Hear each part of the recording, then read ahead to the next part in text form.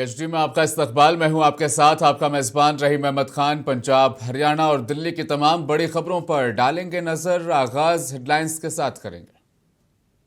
करने में ताउन किया है डॉक्टर ऑर्थो ऑयल के साथ साथ डॉक्टर ऑर्थो कैप्सूल्स साथ लेना ना भूलें। पंजाब में हर परिवार को 10 लाख का मुफ्त हेल्थ कार्ड। सीएम मान ने लॉन्च की सेहत बीमा योजना। अरविंद केजरीवाल भी मंच पर रहे मौजूद।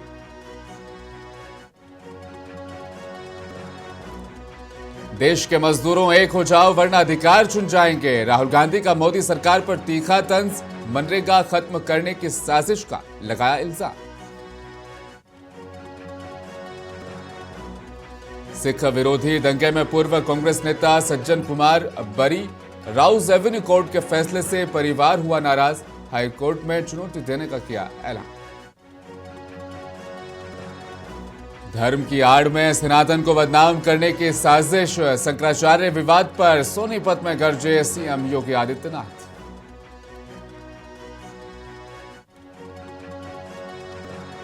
और दिल्ली में कड़ाके की सर्दी। बेघर लोगों के लिए रेन बसेरा बना सहारा। दिल्ली सरकार हर तरह की सुविधाएं करा रही है मुहैया।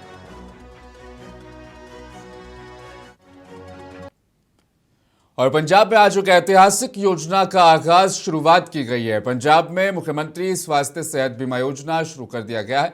पंजाब सरकार की घोषणा के मुताबिक प्रदेश में प्रत्येक परिवार को 10 लाख रुपए तक का मुफ्त इलाज मिलेगा। सीएम भगवंत मान और अरविंद केजरीवाल ने इस योजना का शुभारंभ किया। उन्होंने बताया कि इस योजना से पंजाब में हर तबके के लोगों को सीधा फायदा मिलेगा। इस योजना से करीब 65 लाख परिवारों के 3 करोड़ लोग फायदेमंद होंगे। मुख्यमंत्री स्वास्थ्य बीमा योजना लॉन्चिंग के समय पंजाब के स्वास्थ्य मंत्री डॉक्टर बलबीर सिंह, पंजाब के प्रभारी मनीष सिसोदिया, प्रदेश अध्यक्ष और कैबिनेट मंत्री अमन अरोड़ा, दिल्ली के पूर्व मंत्री सत्येंद्र जैन सहित कई वरिष्ठ नेता मंच पर मौजूद रहे।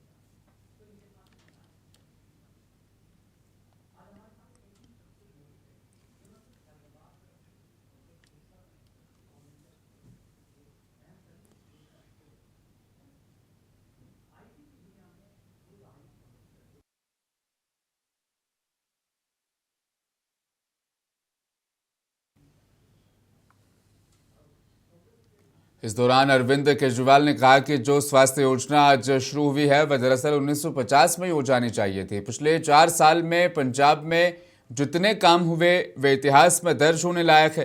केजरीवाल ने कहा कि हमने स्वास्थ्य गारंटी भी दी थी कि पंजाब के हर शख्स के लिए मुफ्त और अच्छी स्वास्थ्य योजना शुरू करेंगे। केजरीवाल ने कहा कि मोहल्ला क्लिनिक जैसा स्वास्थ्य केंद्र पहले नहीं बना। हमने 1000 मोहल्ला क्लिनिक बना दिए। पहले ऐसी सुविधाएं नहीं हुआ करती थी। हमने 1100 स्पेशल डॉक्टर्स की भर्ती की, अत्याधुनिक मशीनें लगाई। अब पंजाब के सबसे बड़े अस्पतालों में भी मुफ्त इलाज करवाया जा सकेगा।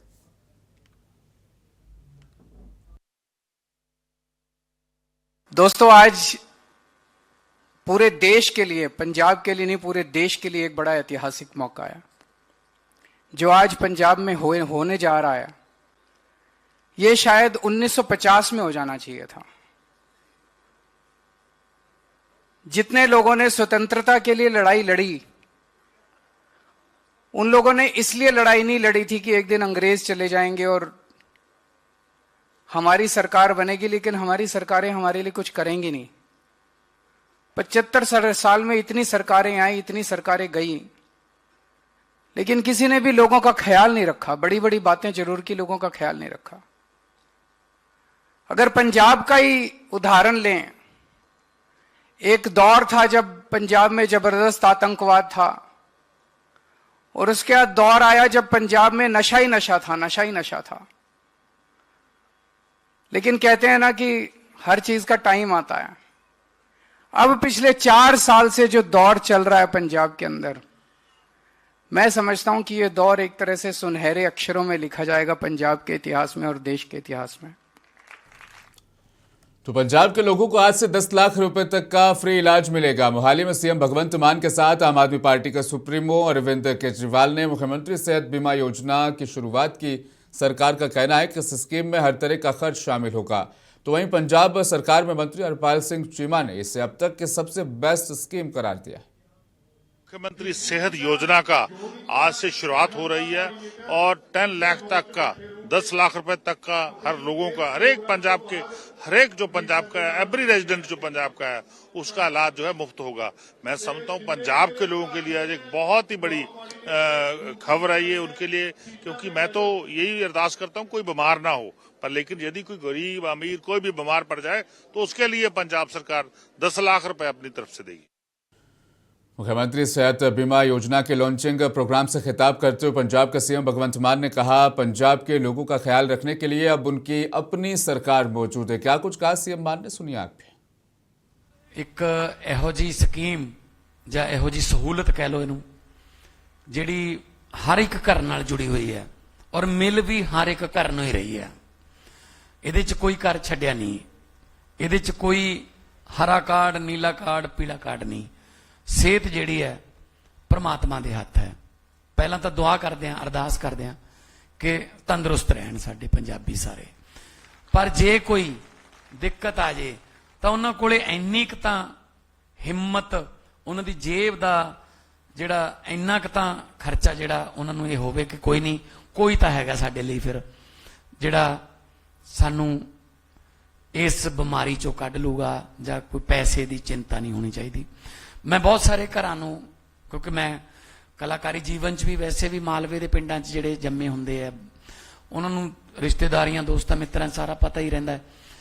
ਮੈਂ ਬਹੁਤ ਸਾਰੇ ਘਰਾਂ ਨੂੰ ਜਾਣਦਾ ਸੀ ਜਿੱਥੇ ਬਜ਼ੁਰਗ ਜਿਹੜੇ ਨੇ, ਚਾਹੇ ਦਾਦਾ ਜੀ ਹੈ, ਚਾਹੇ ਪਿਤਾ ਜੀ ਹੈ, ਚਾਹੇ ਦਾਦੀ ਜੀ ਹੈ, ਚਾਹੇ ਮਾਂ ਹੈ, ਤੇ ਕੋਈ ਬਿਮਾਰੀ ਹੋ ਗਈ ਤਾਂ ਉਹ ਆਪ ਕਹਿ ਦਿੰਦੇ ਸੀ ਕਿ ਮੇਰਾ ਇਲਾਜ ਨਾ ਕਰਾਇਓ, ਕਿਉਂਕਿ ਜੇ ਮੇਰਾ ਇਲਾਜ ਕਰਾਉਣ ਦੇ ਚੱਕਰਾਂ 'ਚ ਪੈ ਗਏ, ਜਿਹੜੀ 2 ਬਿੱਗੇ ਜ਼ਮੀਨ ਹੈ, ਜਿਹੜੀ ਕਿੱਲਾ ਜ਼ਮੀਨ ਹੈ, ਜਾਂ ਜਿੰਨੀ ਵੀ ਆਪਣੀ ਕੋਈ ਹੈਗੀ ਹੈ ਛੋਟੀ ਮੋਟੀ प्रॉपर्टी परिवार वास्ते, वो बिक जूगी, इलाज महंगा।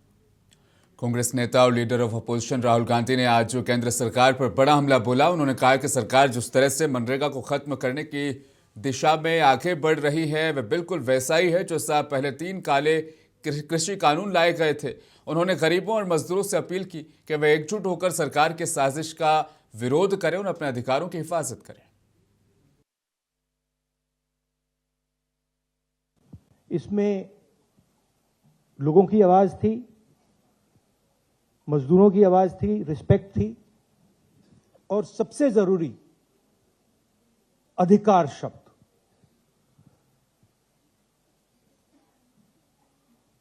हर गरीब व्यक्ति को इस योजना ने रोजगार का अधिकार दिया। अब उस कॉन्सेप्ट को नरेंद्र मोदी जी और बीजेपी खत्म करना चाहते हैं। कुछ साल पहले उन्होंने किसानों पर आक्रमण किया था, काले कानून लाए, मगर किसानों ने उनको रोक दिया।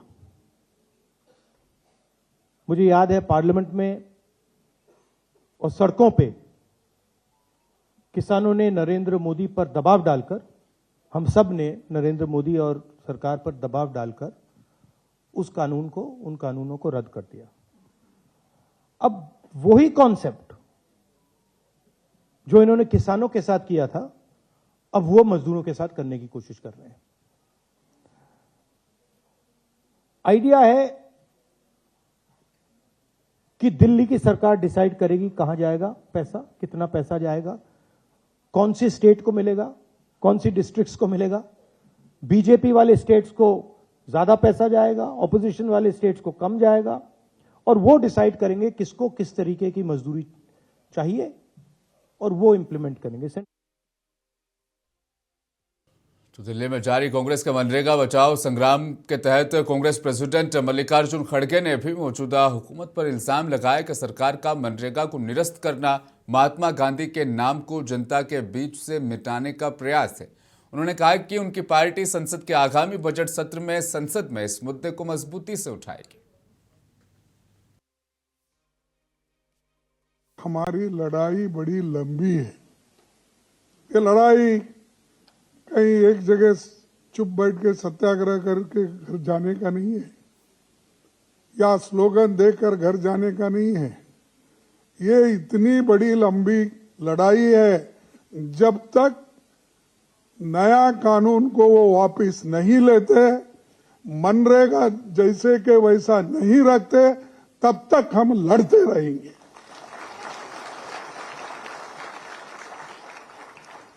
मनरेगा बचाओ मोर्चा मैं देश के विभिन्न इलाकों से पधारे सभी मित्रों का तो स्वागत किया हूं, फिर एक बार करता हूं।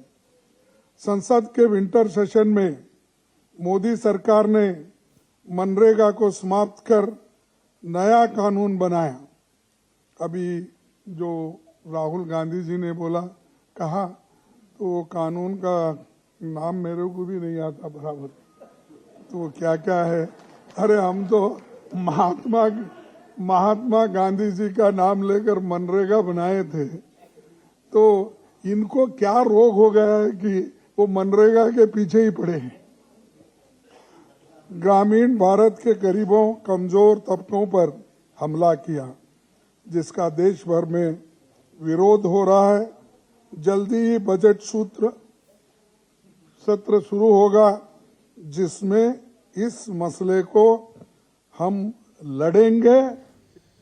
दिल्ली की राउस एवेन्यू कोर्ट ने 1984 के सिख विरोधी दंगों से जुड़े जनकपुरी विकासपुरी हिंसा मामले में कांग्रेस के पूर्व सांसद सज्जन कुमार को बरी कर दिया। हालांकि सज्जन कुमार फिलहाल जेल में ही रहेंगे, क्योंकि वो 1984 दंगों से जुड़े एक दूसरे मामले में उम्र कैद की सजा काट रहे हैं। इस हिंसा मामले में 2 लोगों की मौत हुई थी। आरोपी पूर्व कांग्रेस नेता सज्जन कुमार ने अपने बचाव में कहा था कि वे निर्दोष हैं और कभी इसमें शामिल नहीं थे। सज्जन कुमार ने यह भी कहा कि उनके खिलाफ एक भी सबूत नहीं है। इस फैसले से पीड़ित परिवार ने रोते हुए कहा कि उन्हें आज तक इंसाफ नहीं मिला। उन्होंने बताया कि उनके परिवार के 10 सदस्य मारे गए थे और वे हाईकोर्ट व सुप्रीम कोर्ट में अब इस मामले पर अपील करेंगे। हमके कोर्ट का जो फैसला है बहुत गलत दिया सरकार ने, बहुत ज्यादा हमारे जख्मों पे नमक छिड़का सरकार ने कि हम 84 को भूल जाएंगे, हम कभी नहीं भूल सकते। हमें 41 साल हो गए कोर्ट में जाते जाते। सरकार से हम कहते भाई सरकार से हमें इंसाफ मिलेगा, हमारे 84 का हमें इंसाफ नहीं मिला।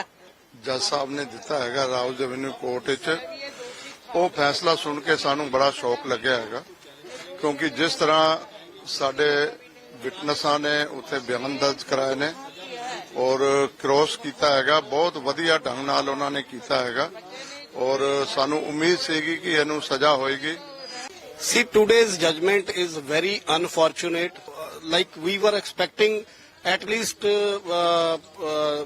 strong punishment to Sajjan Kumar in these 2 FIRs. One was of Vikaspuri and one. Sajjan Kumar को बरी करने के फैसले पर बीजेपी नेता आरपी सिंह ने कहा कि दिल्ली के राउस एवेन्यू कोर्ट ने भले ही उन्हें बरी कर दिया हो, लेकिन अभी भी वो जेल से बाहर नहीं आ पाएंगे। उम्र कैद की सजा वो काटेंगे। एक और मामले में वो फिलहाल जेल में ही हैं और साथ ही सीबीआई इस मामले को हाईकोर्ट में चैलेंज करेगी। सज्जन कुमार को ऑलरेडी लाइफ सेंटेंस हो रखी है। मेरी जानकारी के हिसाब से 3 मामलों में लाइफ सेंटेंस हो रखी है उनको। 3 मामलों में उनको तय जिंदगी उनको जेल काटनी पड़ेगी। ये चौथा मामला अलग मामला था, ये दंगा भड़काने का मामला था। जनकपुरी और विकासपुरी में दंगा भड़काने का मामला था, 307 का मामला था, उसमें वे बरी हुए। परंतु ये भी लड़ाई आगे लड़ी जाएगी। अपेक्षा करते हैं कि सीबीआई इस बात को आगे लेकर जाएगी और दिल्ली गुरुद्वारा कमेटी भी इस बात को आगे बढ़ाएगी, क्योंकि उनका जो रोल था दंगे भड़काने में वह सबके जानकारी में है, सब दुनिया के जानकारी में है और उन्हीं दंगा भड़काने के चलते हुए हत्याएं भी हुई। दिल्ली के गवर्नर वीके सक्सेना ने द्वारका में 2 फव्वारों का इफ्तिताह किया। इस मौके पर गवर्नर वीके सक्सेना ने कहा, हम दिल्ली की बढ़ती शहरी ज़रूरतों को पूरा करने और लोगों की ज़रूरतों के हिसाब से प्लानिंग करते हुए राजधानी दिल्ली के पूरे विकास के लिए प्रतिबद्ध हैं। साथ ही द्वारका सब सिटी को ज़्यादा साफ और हरा भरा बनाने और इसकी सुंदरता को बढ़ाने के लिए लगातार कोशिशें कर रहे हैं। डीडीए द्वारका जो सब सिटी है उसको डेवलप करने में पूरी कोशिश कर रहा है, उसको क्लीन करने, ग्रीन करने की कोशिश कर रहा है। और आपने देखा होगा कि पिछले 2-3 सालों में यहाँ पर बहुत सारे बदलाव आए हैं। जगह जगह पर फाउंटेन्स को लगाया गया है और आज इसी कड़ी में 2 चौराहों पर 4 फाउंटेन्स का इनॉग्रेशन हुआ है। ये फाउंटेन्स बड़े यूनिक हैं, सिंगल स्टोन के हैं, करीब 15 टन का इसका एक वेट है, 7.5 मीटर का एक है। और इस तरीके की हम कोशिश करेंगे कि द्वारका में जो है और फाउंटेन्स को लगाएं। चुनाव आयोग ने आज अपनी 40 अलग अलग ऑनलाइन फैसिलिटीज मुहैया करने वाली ऐप्स को एक साथ जोड़ते हुए बनाई गई ECI नेट एप्लीकेशन को ऑफिशियल तौर पर लॉन्च कर दिया है। दिल्ली के भारत मंडपम में ऐप को ऑफिशियली लॉन्च किया गया। इस मौके पर CEC ज्ञानेश कुमार ने दुनिया के इलेक्शन मैनेजमेंट बॉडीज को इंडिया के चुनावी तौर तरीकों से फायदा हासिल करने के लिए भी कहा। ज्ञानेश कुमार ने कहा कि ECI नेट में चुनाव से जुड़ी हर जानकारी लगभग रियल टाइम में मौजूद रहेगी। This international conference is meaningful for us and the other to advancing a better election management and inclusive democracy. This international conference give us more information and a lesson to make inclusive election.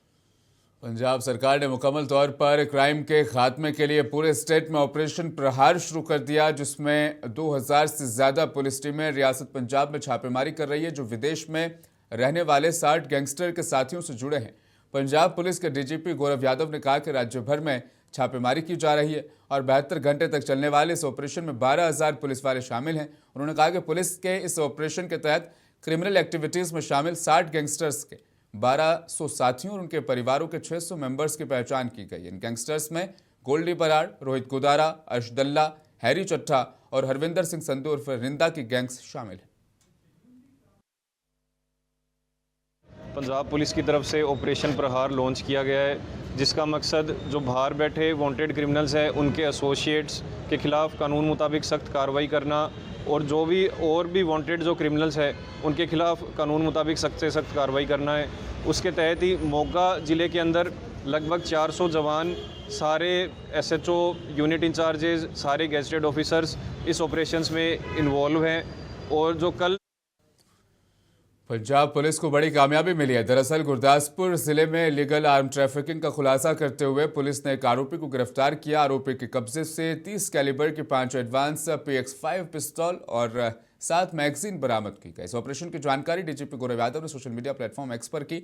इसी तरह DIG Sandeep Goyal ने बताया कि गिरफ्तार नौजवान की पहचान अर्शदीप सिंह के तौर पर हुई है। पंजाब सरकार और DGP पंजाब साहब वालों जड़ी ऑपरेशन प्रहार बारे जिक्र करांगा, जिस दा मुख्य मंतव पंजाब दे विचों ऑर्गेनाइज्ड क्राइम, गैंगस्टर क्राइम नूं जड़ों खत्म करने लई जिस दा मोटिव हैगा। 27/12 नूं जिहड़ा इत्थे 26/12 नूं जिहड़ी फायरिंग होई सी डोमिनस दे उत्ते सिटी गुरदासपुर दे विच, उस केस नूं निखिल ते अभिषेक जो लाडी वीरा दे रहन वाले ने PS पुराना शाला दे, उन्हां नूं गिरफ्तार कीता। उन्हां तो एक पिस्टल, 520 ग्राम हेरोइन ते जड़ा मोटरसाइकिल ते जड़ा यूज होया सी क्राइम दे विच, उन्हां तो। रियासत पंजाब की कैबिनेट बैठक चंडीगढ़ में CM आवास पर कल हुई। इस दौरान कई बड़े फैसले लिए गए। बैठक में राज्य में भगवान श्री राम के जीवन पर आधारित नाटक हमारे राम के 40 स्थानों पर शो दिखाने को मंजूरी दी गई। वित्त मंत्री हरपाल सिंह चीमा के मुताबिक इन कार्यक्रमों में देश के कई नामी कलाकार शामिल होंगे। इसके अलावा कैबिनेट बैठक में सार्वजनिक जमीन देने के नियमों में बदलाव, FAR चार्ज घटाने, योगा ट्रेनर्स की भर्ती समेत कई अहम फैसले लिए गए। बैठक में पंजाब कैबिनेट ने गन्ना किसानों के लिए सीधी सब्सिडी को भी मंजूरी दी। मुख्यमंत्री सरदार भगवंत सिंह मान जी की अगवाई दे विच समाजिक सुरक्षा, इस्त्री ते बाल विकास विभाग अज वो बच्चे जो 6 साल तो छोटी उम्र के ने, पंजाब दे विच साडे छोटे बच्चे चाहे किसी भी वर्ग नाल संबंधित ने, उन्हां दी गल असीं करन जा रहे हां। शुरू करांगी सब तो पहला वो बच्चे जो प्लेवे स्कूलों दे विच जांदे ने। इस तो पहला भी मैं काफ़ी देर पहला गल कीती सी कि पंजाब दे विच उत्तर प्रदेश के CM योगी आदित्यनाथ आज हरियाणा के सोनीपत पहुंचे, जहां पर CM योगी आदित्यनाथ एक मंदिर के मूर्ति प्राण प्रतिष्ठा समारोह में शामिल हुए। इस दौरान मंच से खिताब करते हुए CM योगी ने प्रयागराज में चल रहे शंकराचार्य विवाद पर अपना रद्देअमल जाहिर किया। उन्होंने कहा, एक योगी, एक संत के लिए, एक सन्यासी के लिए धर्म और राष्ट्र से बढ़कर कुछ नहीं होता। उसकी व्यक्तिगत प्रॉपर्टी कुछ नहीं होती, धर्म ही उसकी प्रॉपर्टी होती है। एक योगी के लिए, एक सन्यासी के लिए एक संत के लिए धर्म और राष्ट्र से बढ़कर के कुछ नहीं हो सकता। यही उसके जीवन का ध्येय होना चाहिए। उसकी व्यक्तिगत प्रॉपर्टी कुछ नहीं होती, धर्म ही उसकी प्रॉपर्टी है, राष्ट्र ही उसका स्वाभिमान है। अगर कोई राष्ट्रीय स्वाभिमान को चुनौती देता है तो हमें खुल करके उसके सामने आकर के खड़ा।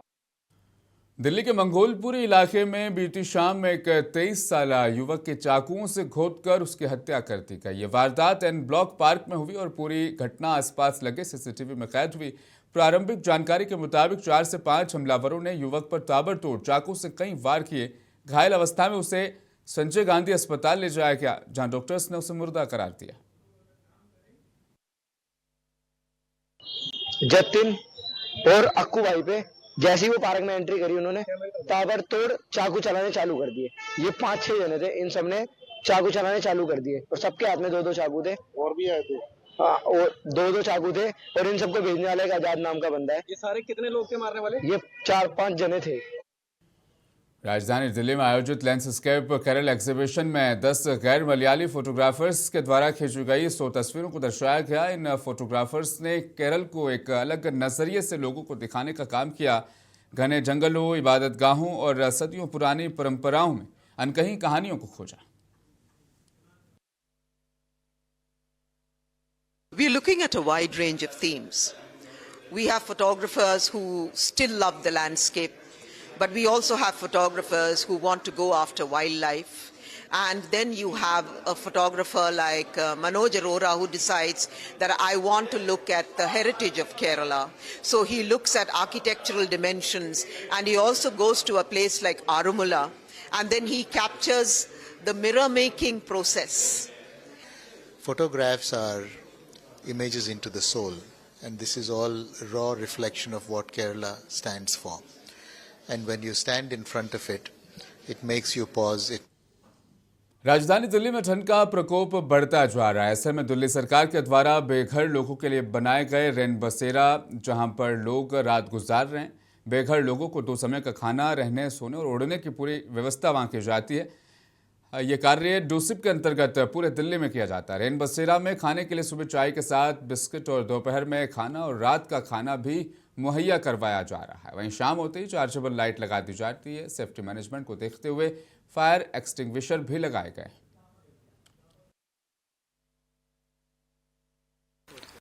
सर, ये नाइट शिफ्ट केयरटेकर सर, इसमें बेड तो लगभग 35-40 के राउंड होगा सर। इसमें वही लोग आते हैं जिनके पास मतलब रहने के लिए घर नहीं होता है। दिल्ली एनसीआर में बीते 24 घंटे के दौरान बेहद घना कोहरा देखने को मिला। सुबह के 12 बजे तक दिल्ली समेत नोएडा में सड़कें धुंध और कोहरे से लिपटी नजर आई। लोग अपनी गाड़ियों की हेडलाइट चलाकर गाड़ी चलाने पर मजबूर हुए। आलम यह था कि घने कोहरे के चलते पूरी की पूरी यमुना नदी ही कोहरे में छिप गई और दिल्ली की रफ्तार बीते दिन भी काफी कम नजर आई। दिल्ली एनसीआर आज भी घने कोहरे की चादर में लिपटा रहा और ठंडी हवाएं भी चलती रही।